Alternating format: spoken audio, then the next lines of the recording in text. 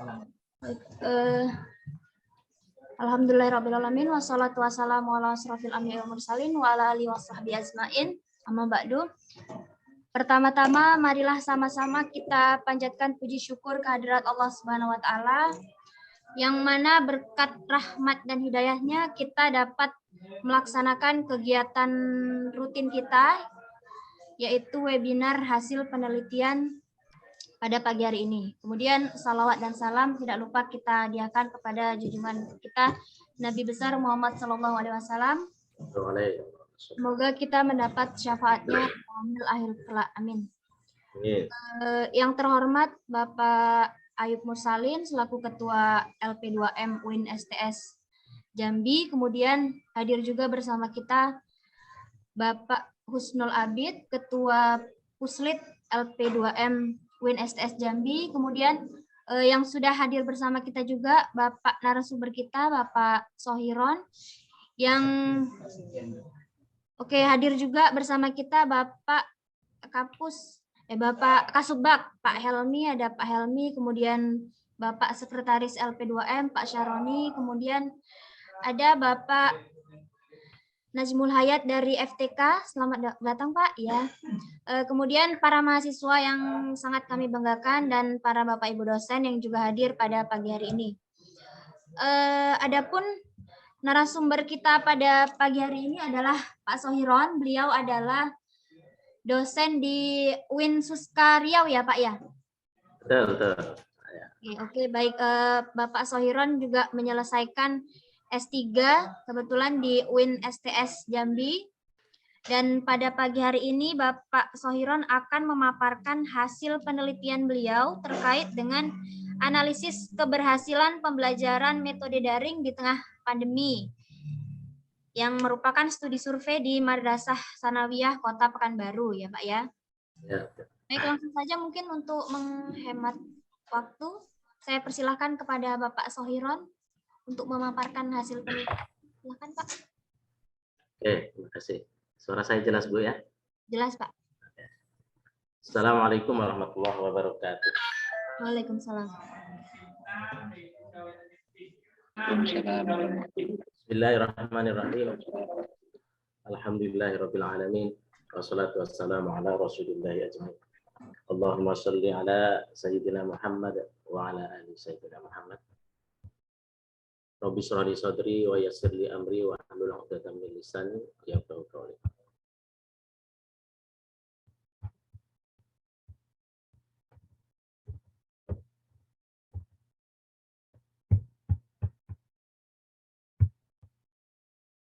Bersyukur kepada Allah pada pagi yang mulia ini kita dapat bersama-sama bersilaturahim akademik. Semoga silaturahim ini mengembangkan ilmu dan membawa berkah untuk kita semua. Salawat dan salam kita aturkan kepada junjungan Nabi kita Muhammad sallallahu alaihi wasallam dengan ucapan Allahumma sholli ala sayyidina Muhammad wa ala ali sayyidina Muhammad. Yang kami hormati Ketua LPPM UIN STS Jambi, yang terhormat Bapak Sekretaris tadi juga hadir, Bapak Kapus. Mohon maaf saya masih belum apa namanya, mohon maaf. Dan seluruh pimpinan dan staf yang ada di LPPM, terima kasih kepada LPPM yang sudah memberikan kesempatan kepada saya untuk berkesempatan mendesiminasikan ya, hasil penelitian kami. Dan selanjutnya kepada pimpinan di lingkungan UIN STS Jambi, para dosen, para mahasiswa yang saya banggakan. Ini sebuah kehormatan bagi saya bisa hadir kembali di UIN Jambi walaupun secara luring ya. Saya sudah 1 tahun meninggalkan UIN Jambi. Saya 3 tahun di UIN Jambi. Sejak 2008 saya selesai, alhamdulillah bisa tepat waktu di Agustus 2021. Jadi di September saya sudah meninggalkan UIN Jambi dan terakhir ke Jambi di Desember. Ini sudah hampir setahun saya belum ke Jambi. Alhamdulillah hari ini dapat bersilaturahim kepada seluruh sivitas UIN Jambi. Senang sekali saya.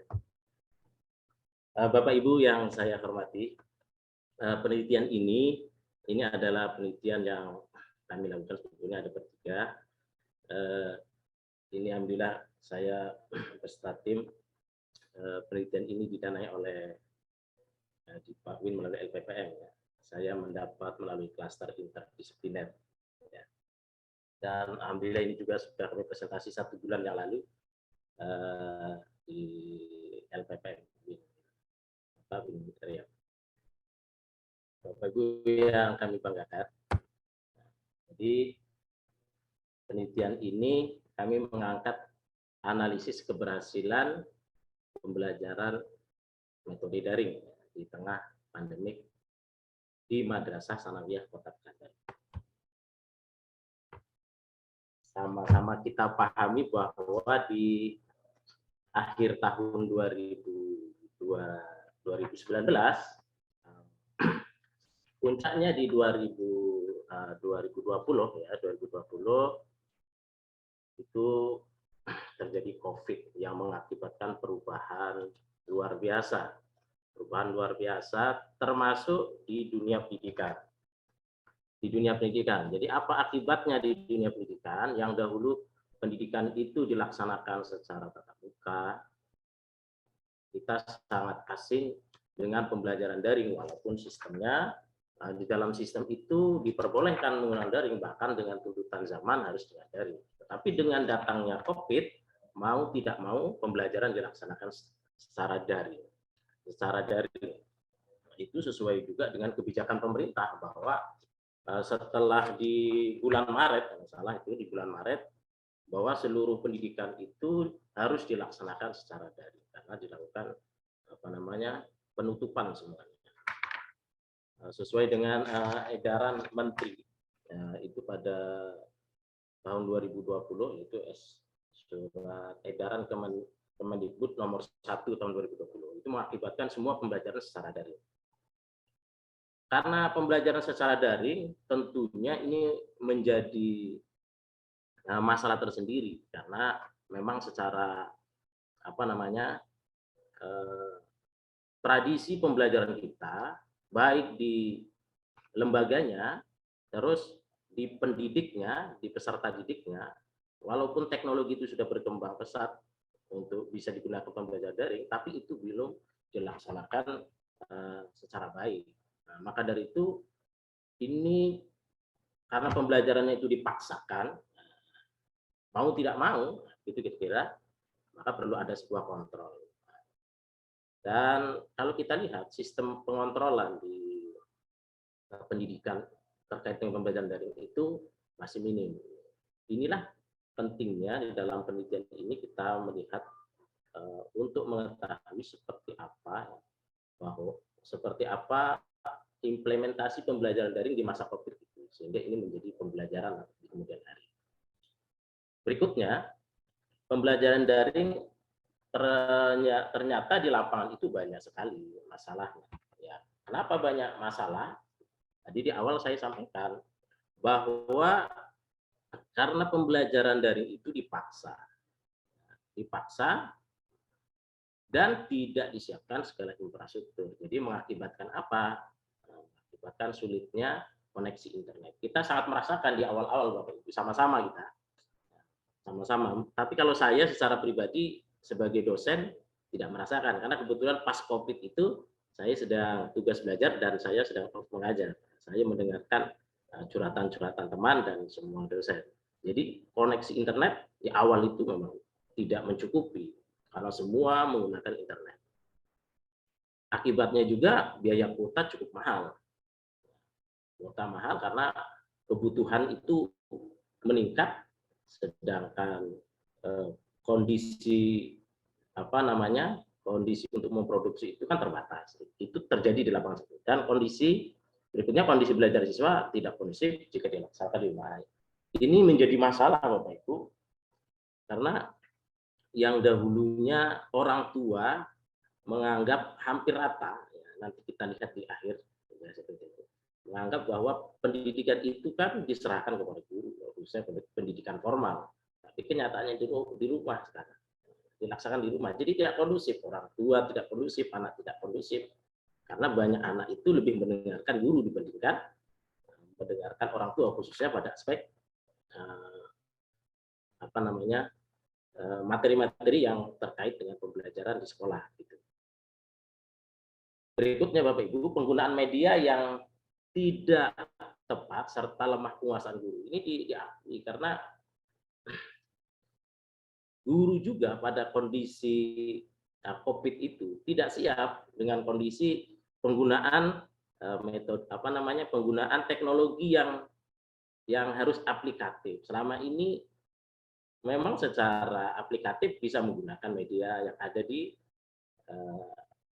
internet gitu. Tetapi ketika digunakan secara aplikatif di dalam pembelajaran ini menjadi masalah. Jadi saat itu belajar, di saat itu juga mengimplementasikan. Nah, dan itu menimbulkan stres tersendiri bagi guru. Demikian juga pada siswa. Sering kita merasakan ketika proses pembelajaran itu tiba-tiba mati. Dan bagaimana menyambungkan kembali? Terus terkait dengan medianya juga mati. Berikutnya, karena kondisinya seperti itu, siswa menganggap bahwa pembelajaran itu membosankan. Jadi belajar itu tentunya bukan hanya belajar pada materi, tapi dia juga harus belajar pada aspek bagaimana penggunaan media, sehingga memang ini menjadi terpecah konsentrasi. Bapak Ibu yang kami hormati, seharusnya kondisi seperti ini dalam penggunaan teknologi itu bisa meningkatkan tingkat daya saing generasi kita dengan kondisi yang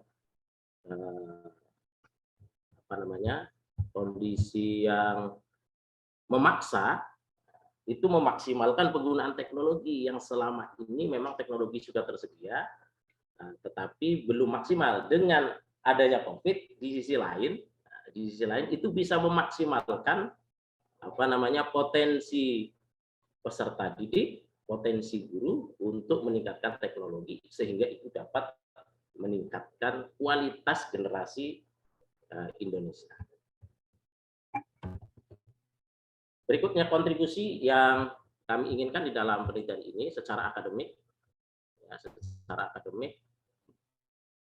bahwa memberikan rekomendasi dan dapat dijadikan dasar untuk melakukan pengabdian. Harapannya seperti itu. Melakukan pengabdian sehingga menjadi sebuah sumbangsih yang lebih baik langsung ke guru ataupun peserta didik dalam mengatasi masalah dan kendala pembelajaran daring. Berikutnya secara aplikatif, dalam penelitian ini pembelajaran daring ini dapat meningkatkan kemajuan teknologi di dalam dunia pendidikan, serta memiliki pembelajaran pendidikan yang fleksibel secara luas. Itu harapannya. Dan novelty di dalam penelitian ini yaitu memetakan sikap mental. Nanti di akhir kita akan ada pemetaan sikap dan keberhasilan bagi siswa selama mengikuti pembelajaran daring dan memberikan rekomendasi yang terukur untuk dapat memastikan proses pembelajaran secara daring ini berjalan secara efektif dan efisien. Ya, jadi dalam penelitian ini kita hanya satu rumusan masalah, yaitu bagaimana tingkat keberhasilan peserta didik. Dan berikutnya adalah untuk mengetahui sejauh mana tingkat keberhasilan pembelajaran daring yang terjadi di Madrasah Sanawiyah Kota Pekanbaru. Tinjauan pustaka di dalam penelitian ini, ya, pertama, COVID, ya, pandemi COVID. Ya, pandemi COVID ini sama-sama kita pahami bahwa COVID ini melanda di seluruh dunia. Di awal juga sudah saya jelaskan, ini berakibat pada, salah satunya adalah berakibat pada dunia pendidikan. di mana mengakibatkan semua sekolah ditutup dan mengakibatkan pembelajaran dilaksanakan di rumah. Jadi apa akibatnya di sini? Akibatnya guru, orang tua, siswa, pemerintah itu mengambil andil di dalam pendidikan. Ini menjadi ujian yang luar biasa. Walaupun memang secara teori kita pahami bahwa pendidikan itu adalah menjadi peran seluruh yang ada di dalam 3 aspek itu. Informal, non-formal, dan informal. Nah, di sini menjadi tantangan dengan adanya COVID, menjadi diuji bahwa semua yang bertanggung jawab terhadap pendidikan harus melaksanakan tanggung jawabnya sesuai dengan kondisi pada saat itu. Dan sampai sekarang sebagian ini masih ada, walaupun ini sudah sangat longgar. Berikutnya, Bapak Ibu, terkait dengan pembelajaran daring, bahwa pembelajaran daring dapat meningkatkan kemajuan teknologi di dunia pendidikan, serta memiliki pembelajaran yang bersifat sangat fleksibel. Karena dia tidak terbatas oleh ruang dan waktu dan penggunaan teknologi informasi. Dan ini sangat cocok dengan konsep pembelajaran itu sendiri. Walaupun di dalam pelaksanaannya nanti akan terlihat tantangan-tantangannya. Yang berikutnya, peran guru dalam pembelajaran daring. Ternyata Bapak Ibu, di dalam pembelajaran daring ini peran guru itu menjadi berubah. Yang dahulunya guru melakukan pembelajaran secara tatap muka, sekarang guru melakukan pembelajaran secara daring menggunakan teknologi-teknologi yang terbarukan tentunya. Maka dari itu, keterlibatan guru di dalam kondisi daring ini, kalau menurut CIU itu ada 3 peran penting. Ada 3 peran penting. Nanti kita akan ujikan seperti apa peran guru di hasil penelitian ini. Pertama, kata CIU itu, guru harus, dengan kondisi seperti ini, guru harus mampu mendesain ulang jadwal untuk memberikan untuk memberi siswa ruang online untuk berinteraksi secara sosial antara guru dan teman sebaya. Itu adalah tugas guru pada saat pembelajaran online. Untuk apa? Untuk membangun rasa memiliki yang kuat. Untuk mengatur kegiatan kesehatan mental. Untuk mengatur kesehatan mental. Walaupun di dalam kondisi daring, guru harus mampu mendesain ulang pembelajaran, walaupun dengan media sosial, tetapi tetap harus mampu membangun kesehatan mental. Ya, kesehatan mental agar siswa dapat mengekspresikan emosinya, seperti tentang kehidupan selama penutupan sekolah. Ini nanti kita lihat di dalam hasilnya. Dan berikutnya, merumuskan strategi pembelajaran online atau pedoman kurikulum seperti membangun kelompok online dukungan teman sebaya, mengadopsi pendekatan pembelajaran yang terbaru.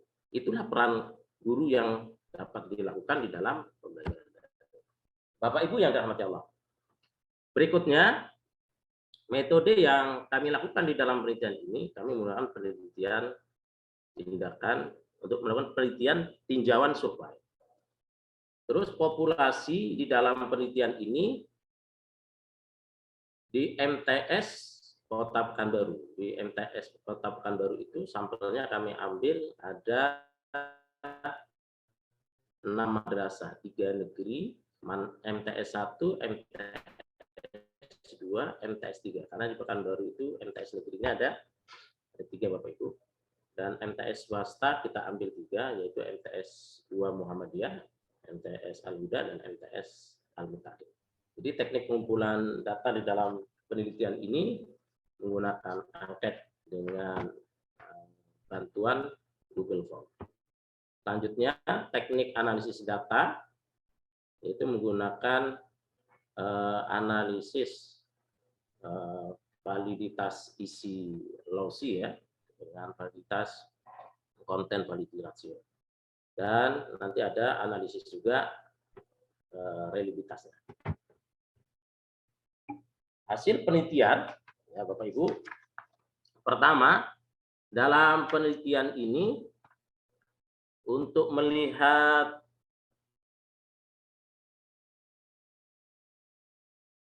siapa saja yang terlibat di dalam validitas data.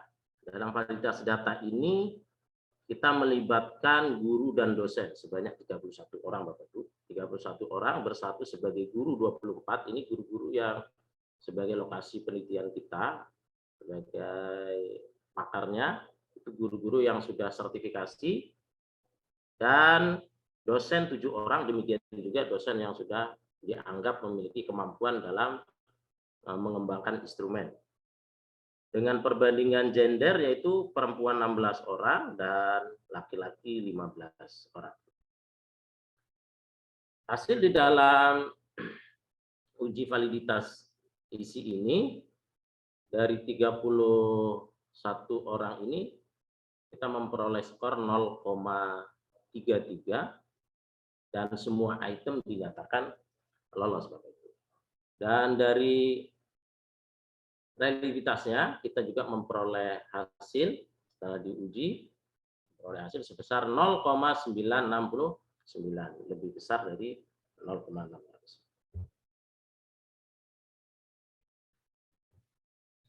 Selanjutnya, penelitian ini melibatkan 297 peserta, respon orang yang mengisi. Tadi Bapak Ibu, tadi ada 297 orang, yang negeri terdiri dari 72, swasta 28, 72%, 28%. Jika itu dari aspek gendernya itu 169 orang atau 57,7% laki-laki dan 124 orang perempuan.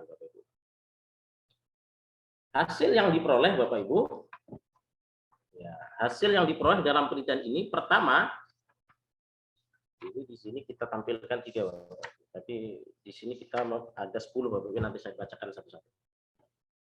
Pertama, model pembelajaran yang sering digunakan, ya kalau kita lihat sini ada 10, tapi ini tampilannya 3, nanti saya bacakan semua. Model pembelajaran yang sering digunakan selama masa COVID didominasi dengan pembelajaran dari yaitu 63,5% dan dikombinasi dengan luring itu 25%. Jadi ada, kalau kita lihat di sini, nah itu ada kombinasinya ini 70 orang yaitu 25%. Ada juga yang pembelajaran luring, offline ada. Ditanya nanti apakah ada yang luring? Ada. Dan selanjutnya, yang kedua, di mana tempat melakukan kegiatan pembelajaran? Ini mayoritas di rumah. Ya, kita memperoleh data, di mana pelaksanaan pembelajaran daring ini mayoritas dilaksanakan di rumah. Yaitu memperoleh presentasinya itu 96,2%. Di sekolah itu ada juga, ada 11 responden yang mengatakan, ada 3,8%. Dan ada juga yang di tempat khusus di luar rumah. Nah, ini apa yang terjadi? Ini yang terjadi karena terkait dengan sinyal. Yang ketiga, di sini tidak muncul, ini langsung ke 10 ya. Yang ketiga, koneksi internet. Ya. Bagaimana terkait dengan koneksi internet pada saat masa pandemi ini? Jadi kondisi internet itu bagus. Ya, di akhir-akhir itu bagus, yaitu mencapai 72%, yaitu 213 siswa mengatakan internet itu sudah bagus. Walaupun pada tidak bagus itu mencapai 11%. Dan selanjutnya, untuk yang keempat hasilnya, yaitu kondisi ekonomi keluarga kaitannya dengan pembelajaran daring. Yaitu tergolong relatif, yaitu mencapai 48%. Yang kelima, cara guru melakukan pembelajaran daring. Bagaimana cara guru melakukan pembelajaran daring? Yaitu rata-rata guru memberikan, ini rata-rata guru memberikan tugas itu mencapai 73%, Bapak. Jadi guru masuk melalui, karena ini banyak menggunakan WA nanti kalau kita lihat, itu memberikan tugas, ya, meminta siswa belajar menggunakan media yang lain yaitu 11, ya, gitu Bapak Ibu. Dan berikutnya bentuk tugas selama pelaksanaan tugas daring. Mayoritasnya apa? Yaitu memberikan tugas melalui LKS, itu mencapai 84,6%. Dan tugas proyek 10%, tugas buku 22%, soal dari guru untuk dikerjakan yaitu 43%, tugas mandiri siswa 22%. Selanjutnya Bapak Ibu, untuk sarana komunikasi yang digunakan guru dalam melakukan pembelajaran daring, yaitu mayoritas menggunakan media sosial, yaitu 76%. Media sosial itu mencakup WA Group, nah ini yang rata-rata WA Group, Google Hangout, FB, dan Messenger. Dan selanjutnya ada 118 siswa atau 40% menjawab menggunakan platform LMS. Ya, dan ada 33% menjawab dengan video conference. Dan selanjutnya ada 50 siswa atau 18% menjawab dengan Google Form. Ya, Google Form. Itu adalah media-media yang sangat populer digunakan oleh guru di kondisi COVID. Berikutnya Bapak Ibu, yang ke-8, penyesuaian yang dilakukan oleh guru. Jadi apa yang dilakukan oleh guru dalam kondisi COVID itu di lapangan? Pertama, menyederhanakan aktivitas belajar. Jadi yang dulunya menggunakan pembelajaran yang sistematis, sekarang lebih disederhanakan. Ya, lebih disederhanakan dalam kondisi COVID ini, guru menyederhanakan aktivitas belajar. Itu mencapai 50% jawaban peserta didik. Dan selanjutnya memberikan atau mengintegrasikan materi dengan penugasan terkait dengan COVID. Itu mencapai 27%. Tidak ada perubahan, tetap menyesuaikan kurikulum. Itu ada juga Bapak Ibu, mencapai 28%. Selanjutnya menetapkan kompetensi dasar sesuai dengan kebutuhan siswa, lebih banyak praktek kecakapan hidup daripada pembelajaran, itu mencapai 8%. Dan untuk mengurangi cakupannya, mengurangi cakupan materi itu mencapai 5%. Bapak Ibu yang kami hormati, yang ke-9, peran orang tua selama pembelajaran daring. Apa peran orang tua? Pertama, membantu siswa selama proses pembelajaran daring berlangsung itu mencapai 74%. Nah, ini 74% bahwa orang tua terlibat. Tadi di awal kan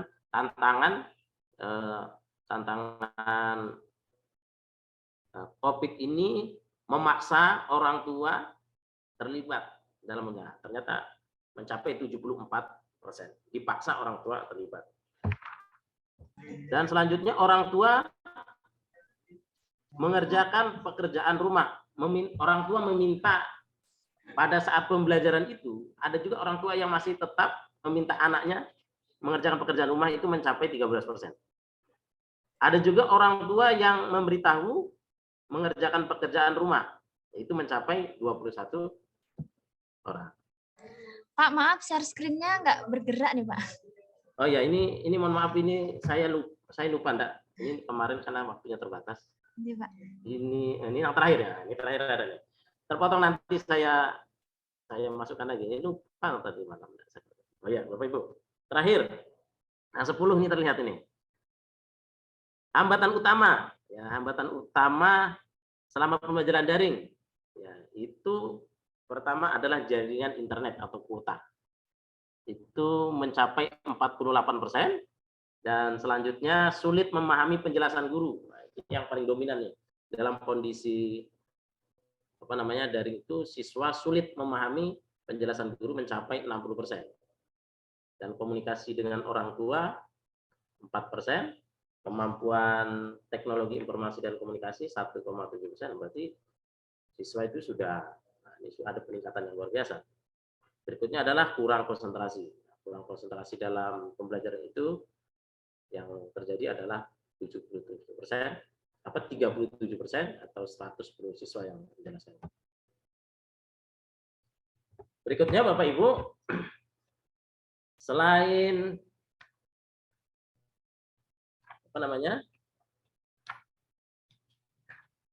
selain evaluasi terhadap pembelajaran daring, kita juga memperoleh aspek kesuksesannya. Itu tadi aspek evaluasi pembelajaran daring. Sekarang aspek kesuksesan. Dalam aspek kesuksesan ini kita menggunakan ada 6 indikator. Ya, ada menggunakan 6 indikator.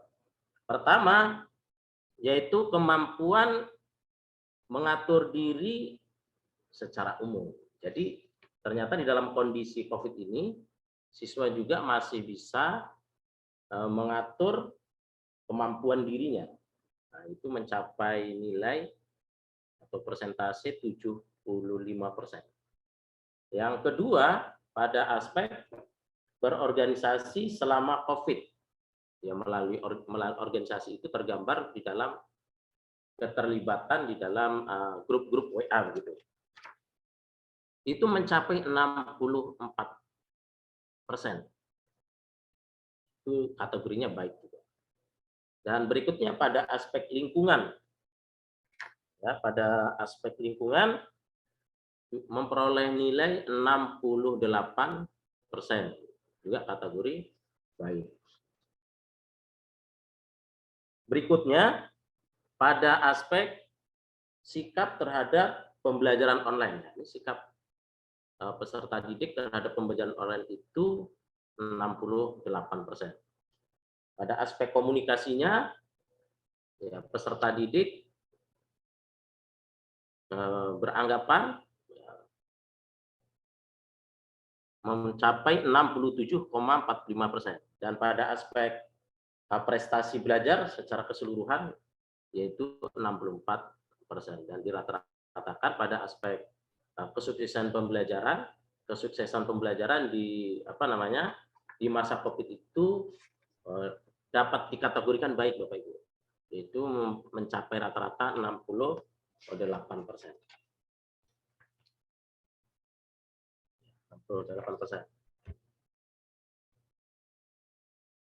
Berikutnya pada aspek kesuksesan, tersebut bahwa dirata-ratakan 68% tadi itu memberikan informasi juga bahwa konstruk pada aspek kemampuan mengatur diri itu yang paling dominan, Bapak Ibu. Aspek kemampuan mengatur diri ya, secara umum itu dominan. Ternyata ini salah satu temuan kita dalam kondisi COVID, dia belajar di rumah, tapi dia masih memiliki peserta didik memiliki kemampuan untuk mengatur diri untuk belajar. Selanjutnya merujuk pada tabel di atas tersebut, interpretasi keberhasilan pembelajaran daring diperoleh kesimpulan bahwa tingkatnya itu baik. Ya, tingkatnya baik. Di dalam laporan kami jelaskan bahwa ada 4 kategori ya, 4 kategori yang menjelaskan hasil pembelajaran tersebut. Ini dapat dikategorikan baik Bapak Ibu. Ya.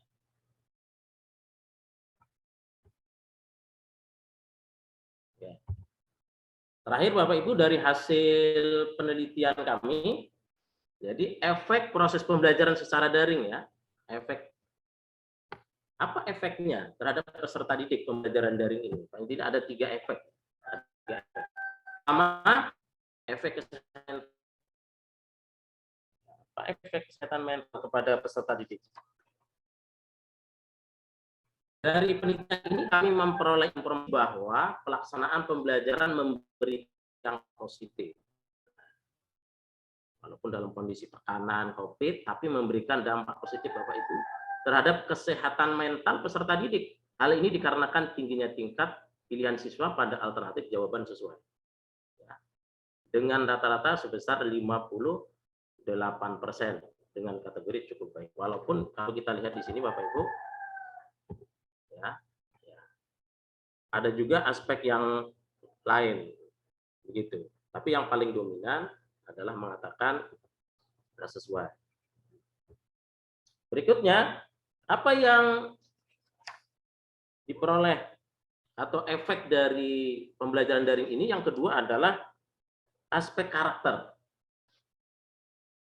Dari penelitian ini kami memperoleh informasi bahwa pelaksanaan pembelajaran daring itu memberikan dampak positif terhadap karakter siswa. Hal ini dikarenakan tingginya tingkat pilihan siswa pada alternatif jawaban sesuai. Itu mencapai 51. Selebihnya itu banyak juga nih, 51, hampir 49 ya Bapak Ibu. Ya. 49. Nah di sini nih ya, diagram yang kedua nih Bapak Ibu. Jadi aspek sesuai. Walaupun ada aspek yang tidak sesuai juga Bapak Ibu. Yang berikutnya, yang ketiga, efek dari proses pembelajaran daring diperoleh informasi ada efek psikis. Dasar penelitian ini memperoleh informasi bahwa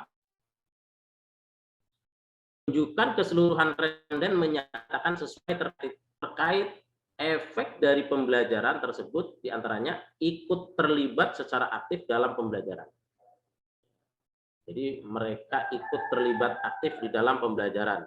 Ini berarti cocok dengan pembelajaran active learning. Siswa sebagai pembelajar aktif. Terlibat itu mencapai 60%, 179 responden. Yang kedua, mampu membuat siswa menerima informasi dengan maksimal. Mampu menerima informasi secara maksimal itu 64%. Yang ketiga, mampu membuat siswa menerima informasi dengan mencapai 70%. Dan yang memberikan penilaian terhadap kegiatan pembelajaran atau materi yang diajarkan itu mencapai 64%, dan terakhir mengerjakan tugas tepat waktu mencapai 59%. Bapak Ibu yang kami hormati, itulah hasil penelitian kami terkait dengan analisis keberhasilan pembelajaran daring. Dan penelitian ini sesuai dengan ini terkait dengan tuntutan kami Bapak Ibu ya, di LPM UIN. Demikian yang dapat kami sampaikan Bapak Ibu di dalam presentasi ini. Dan selanjutnya kami serahkan kepada moderator. Terima kasih Pak Sohiron atas pemaparan yang sangat luar biasa. Saya persilahkan kepada teman-teman peserta, Bapak Ibu, yang ingin memberikan tanggapan ataupun mungkin pertanyaan terhadap hasil penelitian yang sudah dipaparkan oleh Pak Sohiron. Silakan, saya persilahkan. Boleh raise hand?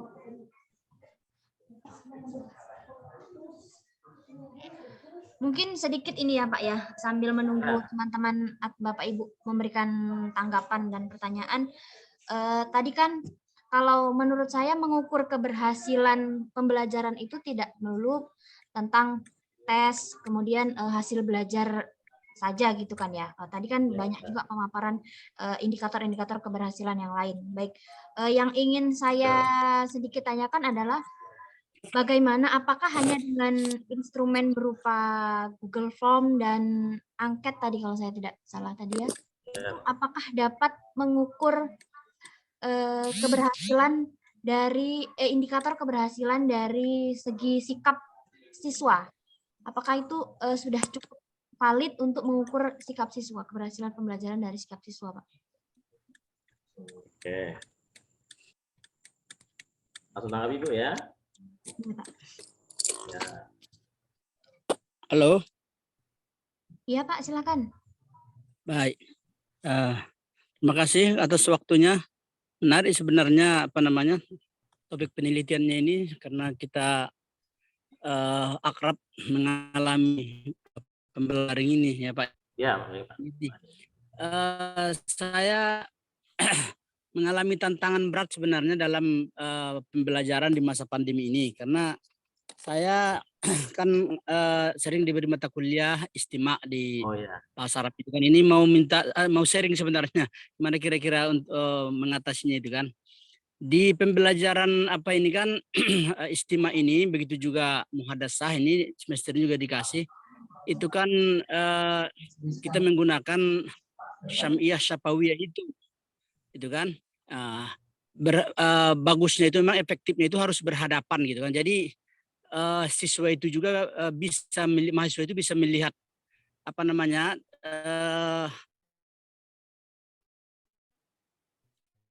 kondisi ponem ya, itu berkaitan dengan ponik itu. Kalau yang daring ini kan ya terkadang anak-anak itu juga videonya itu dimatikannya itu gitu kan. paling utama, Pak. Jadi efektivitas dari pembelajaran daring ini dalam mata kuliah seperti ini kira-kira mengatasi tantangan berat seperti ini dalam pandangan Bapak kira-kira seperti apa, Pak? Makasih, Pak. Terima kasih.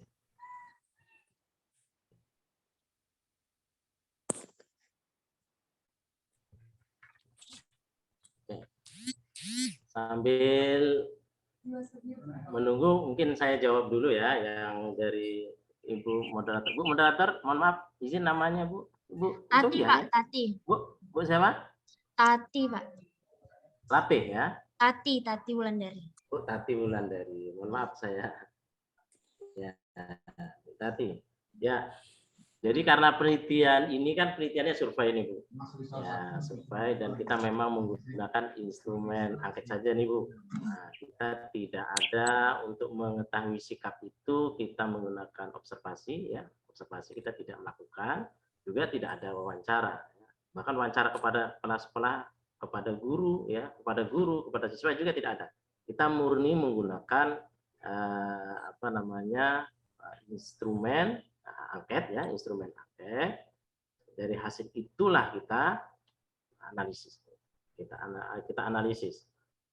Untuk pengisian itu memang prosesnya ini agak ribet juga. Bisa sampai 197 siswa itu kami ribet juga karena tantangan ini kan SMP MTS ya. MTS-nya itu kita hanya ambil di kelas 2 itu kelas berapa MTS? Kelas 2 berarti kelas 9 ya. Kelas 8. Kelas 10, kelas 10. Kelas 2 kelas 8. Kelas 2 kelas 8 ya? Kelas 8. Kelas 8 ya. Berarti kelas 2 sama kelas 3 aja. Ya, jadi kelas 1 tidak kita gunakan. Nah, kita ambil. Karena yang merasakan di MTS itu dari pada saat kami ngambil data itu ketika dia kelas 7 dan kelas 8. Jadi pada saat kami ngambil data itu berarti dia berada di kelas 8 dan 9. 8 dan 9. Jadi hasilnya itulah Bu. Ya, jadi kami simpulkan bahwa ya bisa untuk mengukur itu karena sesuai dengan ketentuan yang dalam penelitian ini bisa kita gunakan. Memang kalau kita ya memang dipertanyakan, tapi kita menggunakan pendekatan kuantitatif dengan instrumen yang terukur, ya, instrumen yang sudah terukur, kita menganggap bahwa hasilnya itu dapat kita jadikan sebagai generalisasi generalisasi ya, sebagai generalisasi bahwa ada aspek sikap di situ, ya, aspek sikap yang kita efeknya itu pada aspek sikap itu lumayan. Walaupun kalau kita lihat tadi itu ya, itu mencapai berapa tuh tadi? Itu 60. Tidak sampai 60 begitu ya. Tidak sampai rata-ratanya tidak sampai 60. Nah, berarti kan pada aspek yang lain itu ini kan hanya rata-rata ketika kita kuantitatifkan, kita cocokkan dengan pada pengukurnya saja, para parameternya. Memang pada aspek yang lain itu juga ada aspek yang sangat rendah. Memang di dalam penelitian ini kan tidak kita apakan ya, tidak sampaikan itu kira-kira Bu. Ya, baik. Terima kasih Pak, karena memang menurut saya memang cukup tricky ya kalau mengukur aspek sikap kemudian hanya dengan instrumen angket tadi ya Pak. Mungkin selanjutnya nanti kami ini Pak, kalau boleh di-share instrumen ataupun hasil penelitian yang sudah menjadi ini nanti, kalau boleh Pak. Kalau boleh Bu, karena gini, instrumen alhamdulillah sudah kita hakikan ya, khusus instrumennya nanti bisa kita share. Terus yang kedua, betul itu yang disampaikan Ibu tadi, saya jadi teringat ini, saya punya catatan dari apa namanya narasumber waktu seminar hasil, Mas Heron, jangan hanya baiknya saja yang muncul, khususnya pada aspek ini, pada aspek sikap, ingat saya, karakter, mana apakah ada aspek yang tidak baik, betul, sampaikan, ya betul ada, ini kebetulan itu kami perbaiki di laporannya dan kami perbaiki khusus pada publikasi artikel ya, khusus di publikasi artikel, alhamdulillah sudah kami submit juga di Sinta 2 nih. Nah itu jadi ada permintaan khusus memang bagaimana analisis yang tidak baik itu, yang tidak baik itu kita sampaikan pada aspek analisisnya. Gitu. Kira-kira Bu ya. Oke. Selanjutnya mungkin pertanyaan dari Pak Ali Musa tadi Pak, silakan. Iya, Pak Ali dari bahasa Arab ya. Dari bahasa Arab ini terkait dengan metode daring yang tepat, khususnya pada bahasa Arab ya. Bahasa Arab pada materi istimewa. Hampir semua kawan-kawan di bahasa Arab juga banyak diskusi tentang pembelajaran ketika COVID. Bagaimana yang paling tepat begitu? Bagaimana yang paling tepat? Apakah pembelajaran daring yang selama ini khususnya seperti ini, seperti Zoom dan Meet itu sama saja ya. Itu bisa. Kalau dilihat, ini kan ya, kita perlu ada referensi ya, di seperti apa tingkat keberhasilannya. Tetapi yang paling efektif tentunya kan tatap muka Bapak Ibu. Nah, Pak Ali ya, karena ini kan langsung kita apa namanya? Kalau istimewa itu kan langsung tidak ada noise gitu Pak ya. Talaki setelah bahasa Arab itu harus bertatap muka begitu. Iya itu ya, harus talaki. Iya, talaki. Tidak ada noise. Tidak ada noise. Kalau itulah tantangannya. Gimana bisanya? Biasanya kan selama ini Bapak menggunakan setoran suara gitu Pak ya? Iya. Saya akhirnya kadang-kadang begini Pak, mohon maaf apa namanya? Saya mencari video-video dari penutur asli, jadi belum belajar itu saya kirim dulu ke mereka supaya ini kira-kira biasanya tantangannya apa namanya cara mengatasi kesulitan terutama dalam pengucapan fonetik tadi Pak. Betul. Biasanya gitu. Ya. Itu sudah betul Pak. Dan itu kan kita bisa sebetulnya itu kan sudah diterapkan ketika ada tes TOEFL Pak ya. Iya betul ya. Iya. Sebetulnya itu bisa kita menggunakan pengiriman suara. Dan itu kan di dalam tes TOEFL tekniknya seperti itu. Di dalam pembelajaran bahasa, berarti bisa kita gunakan seperti itu. Jadi tidak menggunakan pengiriman suara. Memang pada aspek yang lain juga memang tidak bisa. Tentunya tidak bisa maksimal seperti tatap muka. Iya, tatap muka. Paling tidak mendekati gitu. Tapi alhamdulillah sekarang kita sudah bisa kembali lagi kan Pak. Cuma di Jambi masih apa Pak, sebagian masih daring Pak. Sekarang ini semester 3 masih daring. Yang lain tetap muka kan, masih tantangan juga. Ini kadang-kadang anak-anak kita ini kan yang minatnya kuat tuh, mereka memang melakukan latihan itu mandiri mendengar. Tapi bagi yang suka malas ini itu yang susah kita Pak. Betul Pak, tantangan. Ya. Alhamdulillah kalau kami di Riau sudah offline semua Pak. untuk Oh, SSB. alhamdulillah ya. Ah, Mudah-mudahan jaminan berikutnya bisa ya, ketemu ke alhamdulillah ya, kami Pak. sudah offline semua, walaupun ada edaran pertama itu Ya. apa ya, separuh ya, Iya, iya, itu. 50%, tapi kenyataannya akhirnya sudah 100% 100%. untuk Oh, di di pasca Pekanbaru sih baru Pak ya, 100% pasca offline ya. bisa variatif. Iya, iya. Ujian pun sudah tatap muka semua, alhamdulillah. Ya. Itu Ya, kira-kira Pak makasih ya. Pak. Kalau bahasa Arab bisa, karena kita ada di uji TOEFL itu menggunakan seperti itu, jadi bisa kita Oh, gitu ya. Oh, iya. dasarnya Pak. Ya. Apalagi itu kan nanti hasil TOEFL itu kan memang itu tersandar kan Pak. Iya. Kan metode itu bisa kita gunakan. Itu kira-kira Pak. Iya.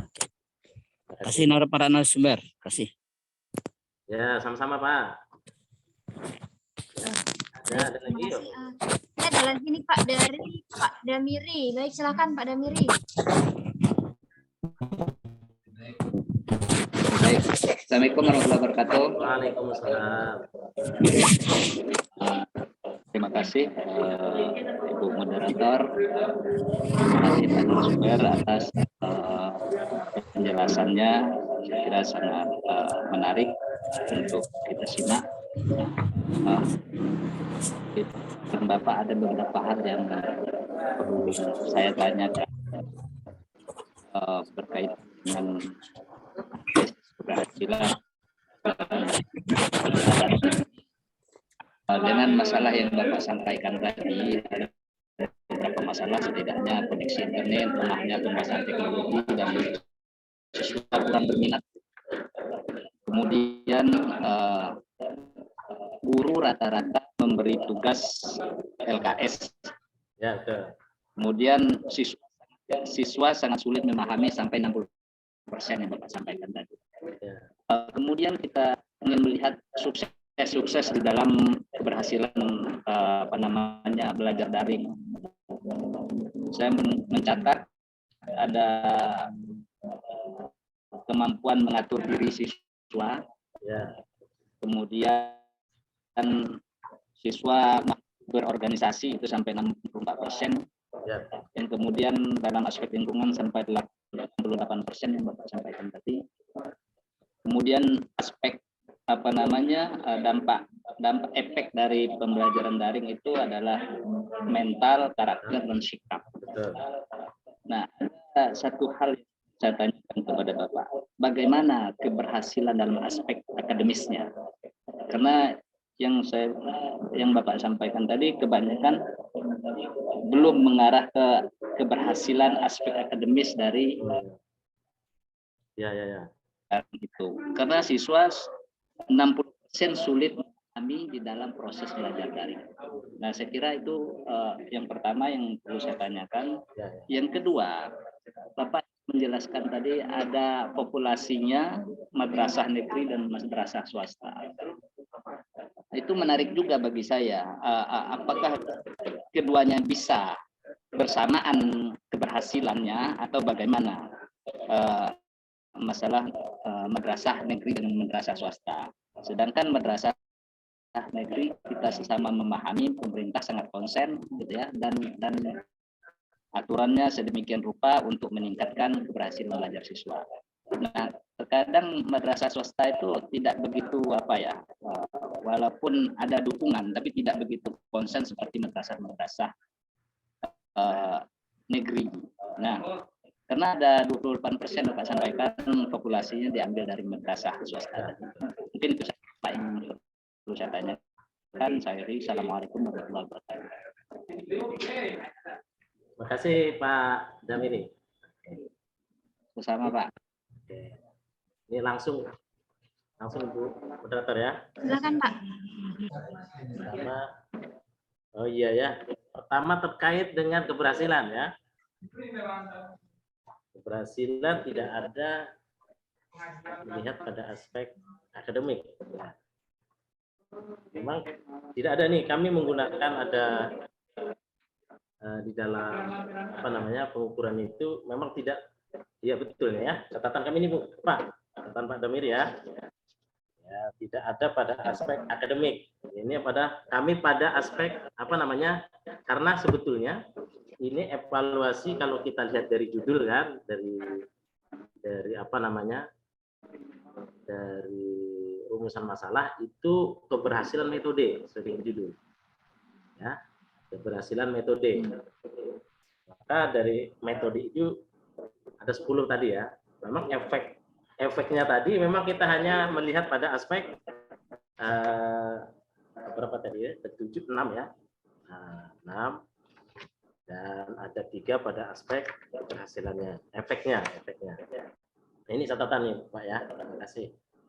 Jadi apakah pada metode tadi itu seperti apa terhadap akademiknya kami catat. Jadi data itu nanti kita akan lihat ya. Data itu akan kita lihat, coba kita akan analisa dalam perspektif keberhasilan akademiknya. Instrumen mana yang bisa kita analisa. Ya, ini bagus nih Pak. Saya terima kasih. Karena memang ini kami kembangkan penelitian ini menjadi untuk publikasinya menjadi 3 sebetulnya Bapak Ibu. Jadi nanti untuk keberhasilan akademiknya nanti kita cek instrumen yang mana yang paling tepat untuk menjawab pertanyaan ini. Ini juga bisa kan buat apa namanya analisa khusus, dan buat kesimpulan khusus. Syukur nanti kami bisa lanjutkan pada aspek apa namanya publikasi tersendiri. Karena memang publikasi kami buat pada ya tadi Pak pada pembelajaran dari hasilnya. Yang kedua pada aspek pencapaian, nah, itu 1 artikel Pak, ya 1 artikel, dan yang ketiga pada efeknya itu 1 artikel untuk publikasinya. Dan ini kan belum ada nih Pak. Nah, ini catatan nanti kami beserta tim coba analisa. Makasih nih Pak Damiri masukannya. Nanti kalau saya di sini tidak cocok datanya kan. Kalau tidak berarti inilah salah satu mungkin kelemahan dari penelitian kami Bapak Ibu Pak Damiri bahwa tidak sampai pada analisa keberhasilan akademik khususnya begitu Pak. Yang kedua, ya di dalam populasi langsung saja kami ambil negeri dan swasta. Memang betul untuk negeri itu secara umum ya kebijakannya lebih bagus karena memang disupport oleh pemerintah. Tetapi 3 MTS swasta di Pekanbaru ini merupakan MTS yang menjadi rujukan juga, ya, khususnya yang MTS Muhammadiyah sebetulnya. MTS Muhammadiyah itu MTS yang menjadi rujukan. Bahkan kalau kita lihat mereka secara real itu menjadi apa namanya menjadi percontohan walaupun swasta. Kalau kita lihat beberapa bulan yang lalu setelah lockdown di Malaysia dibuka, dari Malaysia sekolah-sekolah di Malaysia itu datang untuk benchmarking ke MTS Muhammadiyah. Dasar itulah sebetulnya kami mengambil untuk negeri dan swasta itu tidak menjadi apa namanya tidak menjadi batasan untuk menentukan populasi. Karena dari segi kualitas mereka memiliki kualitas yang sama. Bahkan kalau kita lihat untuk beberapa MTS yang kita jadikan sampel itu tingkat disiplinnya, tingkat apa namanya, tingkat metode pembelajarannya itu lebih disiplin, gitu. Dibandingkan 1 negeri kalau kita lihat yang negeri 2 sebetulnya Pekanbaru itu bahkan itu jauh tertinggal karena posisi di MTS 3 itu dia di pinggir dan di populasi masyarakat yang sangat apa namanya heterogen, dan itu sebetulnya strategi Kemenak untuk apa namanya untuk pendidikan agama di sana. Nah, maka dari inputnya di sana yang terbatas, tetapi itulah variatifnya sebetulnya kami ambil. Negeri pun yang variatif, swasta pun variatif. Jadi hasil ini menggambarkan ya kondisi yang variatif tadi, ya kondisi variatif tadi, sehingga kita bisa jadikan general gitu.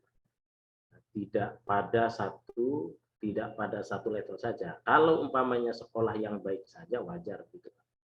Tapi kalau yang tidak baik saja itu juga wajar. Sekarang kita jadikan sebagai gabung menjadi satu, ya, sehingga hasilnya itu kita bisa jadikan sebagai benar. Itu sebetulnya pertimbangan kami secara metodologisnya.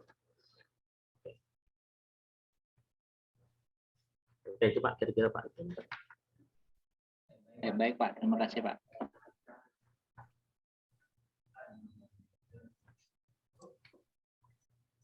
Baik, terima kasih Pak Sohiron pemaparannya. Bagaimana Pak Damiri? Cukup jelas ya saya rasa ya Pak Damiri. Oke, aman, jelas. Saya kira Mungkin jelas. adik-adik teman-teman mahasiswa silakan yang ingin memberikan tanggapan atau pertanyaan. Ada Ibu Amalia, silakan Bu Amalia. Amalia. Ya, cek.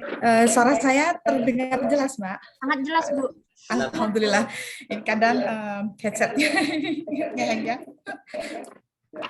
Makasih atas kesempatannya. Senang sekali tadi disapa. Dikiranya mukanya muka mahasiswa gitu ya, Pak. Mbak, siapa ini yang di LP2M? Sudah, namanya, Pak? sudah selesai.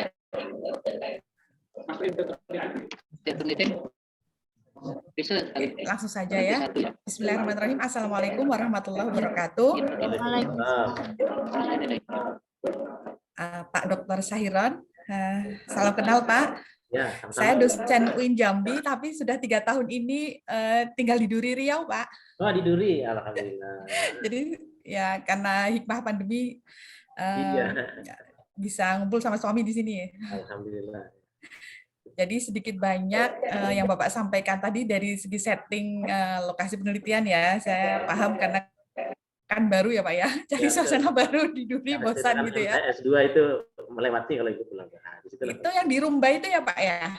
Di apa? Rumbai ya di Rumbai. Oh ya, berarti beberapa kali tuh saya lewat situ misalnya pas mau balik ke Duri atau menuju Pekanbaru, siswanya pulang sekolah gitu ya Pak ya, jadi bisa membedakan. Pintu tol itu, dekat pintu tol. Iya.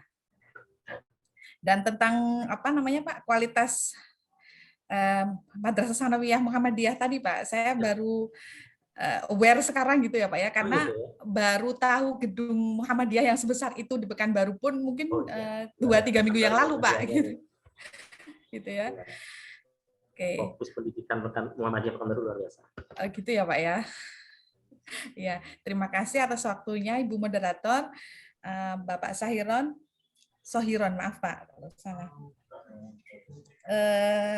Tadi kan ada jeda di mana presentasi Bapak itu slide-nya nggak ini ya Pak ya, nggak jalan itu. Jadi saya mungkin karena orangnya visual gitu ya Pak ya, kurang memperhatikan soal instrumennya. Saya tertarik, tadi Pak Damiri sudah menyentuh itu ya, keberhasilan dari segi akademis gitu ya Pak ya. Kalau misalnya kita kaitkan dengan tujuan pembelajaran dari UNESCO, United Nations itu ya, Perserikatan Bangsa-Bangsa itu kan ada 4. Ya, learning to know, learning to do, learning to be, sama learning to live together. Maaf ya Pak, ya mungkin saya tadi yang nggak mencermati apakah ada dalam instrumen Bapak itu, misalnya saya penasaran yang learning to do-nya itu Pak, karena kan full online saat itu pandemi ya Pak ya. Adakah misalnya tugas atau apa itu namanya usaha dari guru untuk perencanaan pembelajaran itu di mana siswa harus praktek gitu ya, karena learning to do kan harus aplikatif dari ilmu dari mata pelajaran yang diajarkan itu. Sama untuk yang learning to live together itu misalnya kerja kelompok atau apa tuh namanya mengerjakan proyek bareng gitu. Apakah itu muncul juga di butir survei Bapak gitu, dan bagaimana keberhasilannya?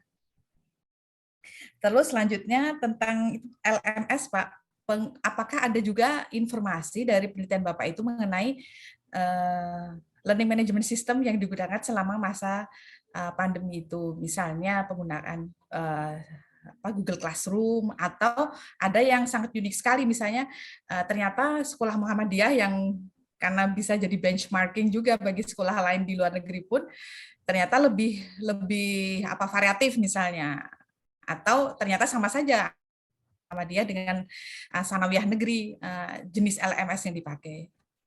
Gitu Pak, yang ingin saya ketahui. Terima kasih. Assalamualaikum warahmatullahi wabarakatuh. Assalamualaikum warahmatullahi wabarakatuh. Silakan langsung saja Pak Sohiran. Oke. Ya, makasih Bu Amalia ya. Terkait dengan instrumen terkait dengan tempat ya pembelajaran UNESCO ya, khususnya belajar bersama ya, belajar bersama. Kalau di instrumen ya, instrumen itu kita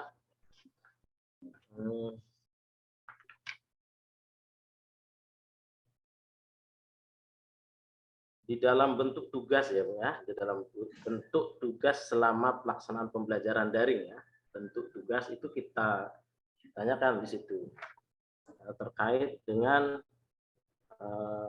tugas-tugas ya, tugas-tugas belajar mandiri dan belajar kelompok gitu. Kita jelaskan di situ dalam instrumen nomor 6 ya. 6 itu kita jelaskan di situ. Untuk tugas proyek itu juga tugas proyek secara berkelompok gitu. Ada juga tugas mandiri. Tugas proyek secara berkelompok itu juga kita tanyakan di situ. Memang kecil itu Bu. Kecil. Nah, itu hanya sampai 10%. Ya, 10%. Di sini mengapa itu terbatas? Itu karena apa namanya? Penggunaan media belajar secara kelompok itu terbatas juga kemampuan. Jadi di sini hanya 10%. 30 dari 297 siswa responden itu hanya 31 siswa yang mengerjakan secara berkelompok. Memang di sini kecil sekali itu. Itu kira-kira terkait dengan pembelajaran secara kelompok. Berikutnya untuk penggunaan platform ya seperti Google Classroom. Kalau ini dalam analisa kami, nah ini masukan juga nih Bu. Kami tidak menganalisa perbedaan setiap sekolah. Nah, kami langsung menggunakan keseluruhan saja nih. Jadi ini catatan analisa perbedaan sekolah gitu ya. Perbedaan sekolah. Jadi perbedaan yang saya sampaikan awal tadi itu tidak kita lihat dalam analisa, tidak kita lihat secara perbedaannya setiap sekolah tadi, ada 6 sekolah tadi, mana yang paling mana yang paling di setiap media tadi, ya. Mana keunggulan, contoh di sini kan MTS 1, keunggulannya menggunakan sarana komunikasi yang mana, begitu sebetulnya yang Ibu maksudkan begitu ya. Ya Pak. Itu tidak kami analisa nih Bu. Nah, jadi saya tidak bisa memberikan statement karena nanti beda pula dengan ketika saya analisa Bu. Ya, saya mohon maaf nih. Ini salah satu kelemahan kami ya. Bukan kelemahan Pak, fokusnya Bapak bukan di situ. Ya, fokusnya. Saya yang penasaran saja Pak. Oke. Jadi saya tidak bisa. Jadi kan tentunya saya harus olah data lagi ya. Saya cek lagi dari contoh MTS 1 domainnya mana? MTS Muhammadiyah fokusnya mana? Nah, begitu. Karena itu tidak masuk dalam analisa, jadi saya tidak bisa memberikan tidak bisa memberikan jawaban secara pasti ya. Lebih baik saya tidak jawab, nanti jawab beda dengan hasil analisisnya. Itu kira-kira saya mohon maaf. Ini memang data secara keseluruhan ya, data secara keseluruhan ya, bukan ya keseluruhan ya, dari 6 sampel tadi, 6 lokasi. Jadi mendapatlah data seperti ini, mayoritas menggunakan menggunakan grup WA. Itu rata-rata itu Bu. Nah, rata-rata menggunakan WA. Platform itu 40% Bu. Nah, ini pertanyaannya 118 ini siapa? Ini kan sebetulnya pertanyaan Ibu seperti itu tadi. Kalau saya bisa melihat 118 siswa itu yang menggunakan LMS itu, ini di mana, gitu ya? Klasifikasinya gitu ya, Pak ya? Betul, ya betul. Kan ini terlihat nih platform apa nih LMS. Ini 118 siswa. Itu siapa? Itu betul-betul ini Bu. Nah, Zoom ini ada 99 siswa, 33%. Yang paling banyak itu satu menggunakan, yang mayoritas itu menggunakan grup WA, itu mencapai 76%. Menggunakan SMS atau telepon itu 22%. Menggunakan LMS itu 40%. Ini pertanyaan Ibu tadi, apakah itu masuk yang Muhammadiyah atau kalau memang kemungkinan ini itu 3 sekolah, 1 MTS 1, MTS 3 dan Muhammadiyah.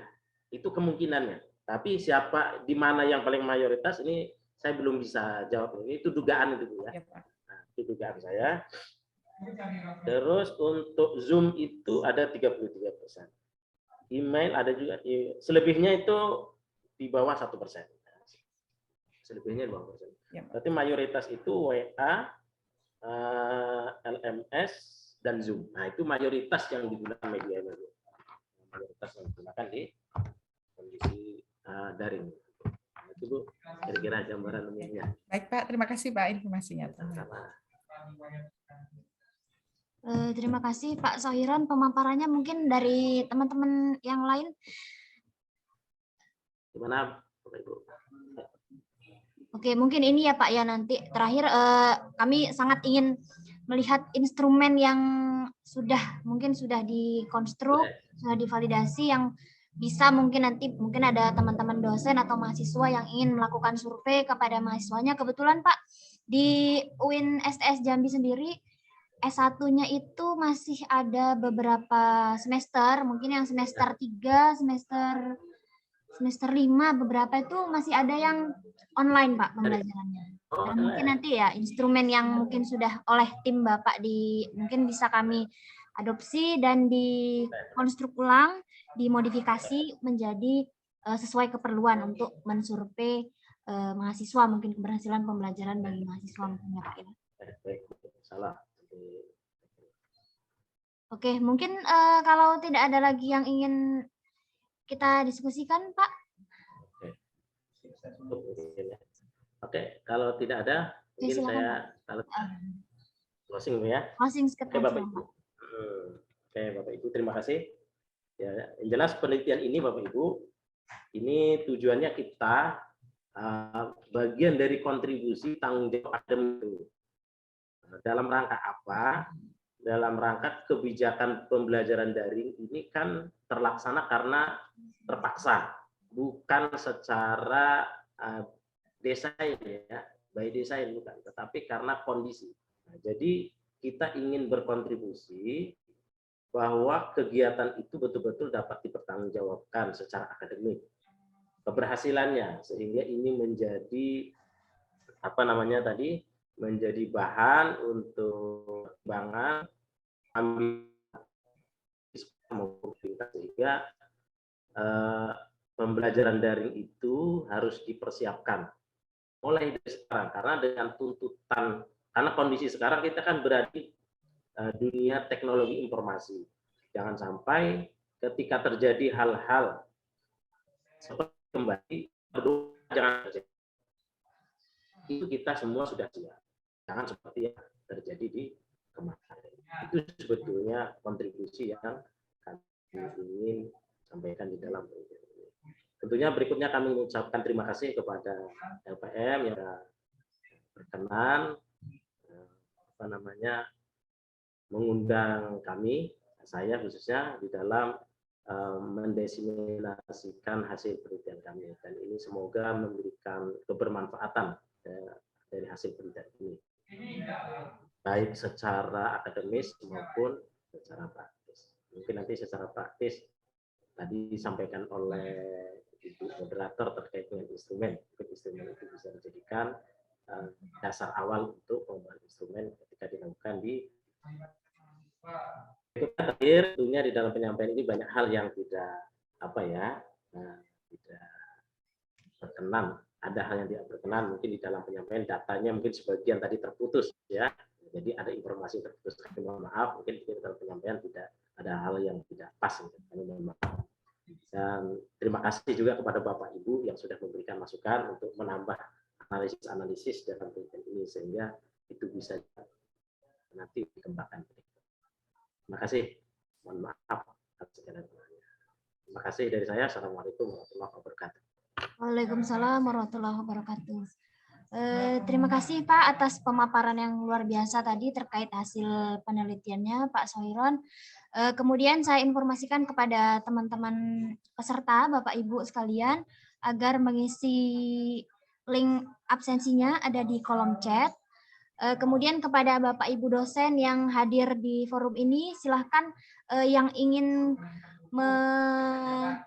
menseminasikan ataupun membagikan hasil penelitian yang sudah dilakukan, yang pernah dilakukan, boleh langsung menghubungi LP2M UIN STS Jambi untuk bisa kami hadirkan di webinar rutin setiap hari Kamisnya.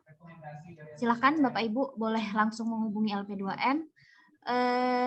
Kemudian untuk rekaman Zoom meeting setiap harinya boleh Bapak Ibu akses di akun YouTube LP2M ya Bapak Ibu, teman-teman mahasiswa. Dan jangan lupa di like, comment, and subscribe mungkin untuk menambah semangat gini ya, membuat konten LP2M. Mungkin itu saja Bapak Ibu. Mudah-mudahan webinar kita hari ini bisa memberikan manfaat dan mendatangkan keberkahan dari Allah Subhanahu wa taala. Itu saja dari saya. Terima kasih. Saya akhiri.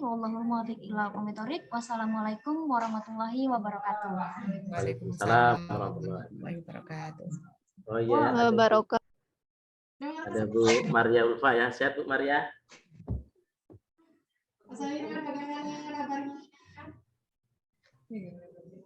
Saya izin Bapak Ibu, terima kasih. Iya, silakan Pak. Sama-sama,